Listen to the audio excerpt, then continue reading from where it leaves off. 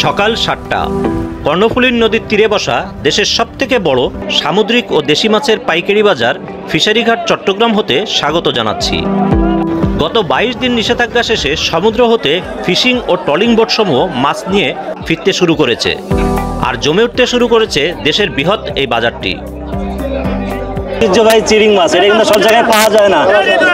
হ্যাঁ, কত করে ভাই আজকে চিংড়ি মাছটা? 800 টাকা কেজি। 800 খাইতে হবে। এরপরে দেখছেন কাঁকড়া, এটা কত করে? 200 টাকা কেজি। 200 টাকা, একটু বেশি মনে হচ্ছে।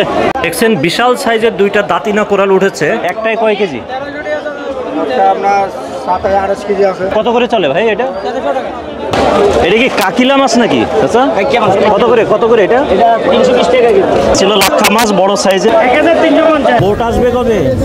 বোট আসছে, বোট আসছে আজকে, কিন্তু মাছ কোয়ালিটি মাছ ভালো নয়। ও, কোয়ালিটি মাছ আসে নাই, কোয়ালিটি মাছ খুব। আচ্ছা, চাঁদা কত করে গেল রূপচাঁদা আজকে?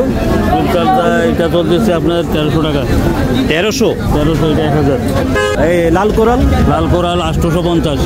তবে বাজারে ইলিশ সহ বড় মাছের সরবরাহ বাড়তে আরও 2-1 দিন সময় লাগবে, এমনই জানালেন বিক্রেতা। আরো 3-4 দিন লাগবে। 3-4 দিন। প্রতিদিন সকালে সামুদ্রিক এ সকল মাছের আপডেট পাচ্ছেন আমাদের মাধ্যমে।